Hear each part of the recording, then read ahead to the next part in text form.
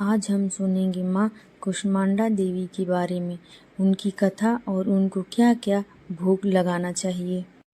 माँ कुष्मांडा सृष्टि की आदि स्वरूपा आदि शक्ति है। ऐसे उन्हें मालपुए का भोग लगाना काफी शुभ माना जाता है। नवरात्रि में चौथे दिन देवी को कुष्मांडा के रूप में पूजा जाता है। अपनी मंद हल्की हंसी के द्वारा अंड यानी ब्रह्मांड को उत्पन्न करने के कारण इस देवी को कुष्मांडा नाम से अवहित किया गया है। जब सृष्टि नहीं थी, चारों तरफ अंधकार ही अंधकार था, तब इस देवी ने अपने इस हाथ से ब्रह्मांड की रचना की थी। इसीलिए इसे सृष्टि की आदि स्वरूपा या आदि शक्ति कहा जाता है। इस देवी की 8 भुजाएं हैं, इसीलिए अष्टभुजा कहलाई। इनके 7 हाथों में क्रमशः कमंडल, धनुष, बाण, कमल, पुष्प, अमृतपूर्ण, कलश, चक्र तथा गदा है।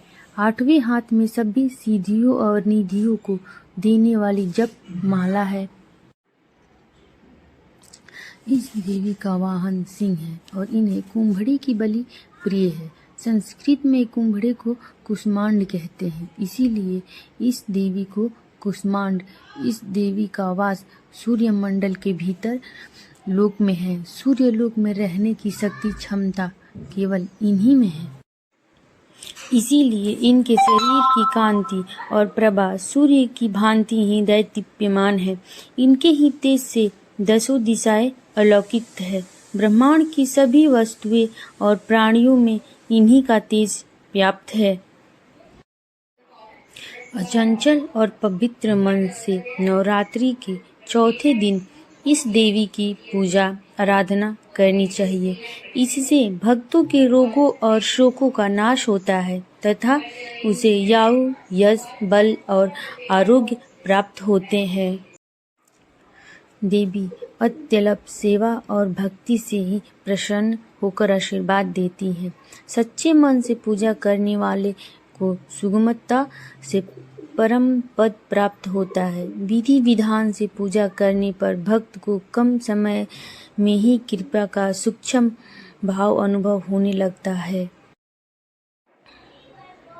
ये देवी आंधियों व्याधियों से मुक्त करती है और उसे सुख, समृद्धि और उन्नति प्रदान करती है। अंततः इस देवी की उपासना में भक्तों को सदैव तत्पर रहना चाहिए। धर्म से जुड़े विशेषज्ञों के अनुसार माँ कुष्मांडा की पूजा अर्चना हमेशा शांत मन से की जानी चाहिए। इस पूजा के लिए पीले फल अर्पित करें, पीले ही फूल चढ़ाएं, पीला वस्त्र भी माता को भेंट करें।